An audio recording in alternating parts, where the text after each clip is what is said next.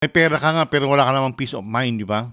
Yung nandyan yung napakarami mong bayarin. Malayo pa lang, kababayad mo pa lang sa mortgage mo ng first week of the month. Iniisip mo na naman yung paano ko magbabayad sa susunod na buwan, saan mo kukunin, di ba? Sa dami ng iyong bayarin. Kasi dito sa Canada, mga kapatid, napakaraming bills. Hindi yan humihinto.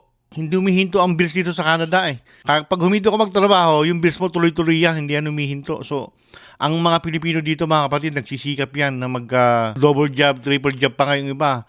Pero yung karamihan dyan, cash job ang kinukuha para siyempre, hindi na sila mag-tax para mas malaki yung makuha nila dun sa part-time nila, no? So, tapos, yung iba naman dyan, kung ano-anong pinaggagawa, mga illegal ang ginagawa para lang magkaroon ng pera.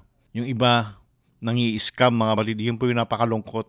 Hindi natin nilalahat ng Pilipino, no? Pero karamihan po mga kapatid, na nababalitaan natin dito na nangi-scam ang kapwa Pilipino. Sa lahat ng paraan, ginagawa talaga eh. Sa hirap ng buhay dito sa Canada mga kapatid, yung pa talaga yung naisipan ng kapwa natin Pilipino, yung i-scamin nila ang kapwa rin nila Pilipino. Hindi ko maintindihan kung ano ugali meron sila. Kayo ba, naranasan nyo ba yung kapatid? Yung ma-scam kayo ng kapwa nyo Pilipino? Comment down below.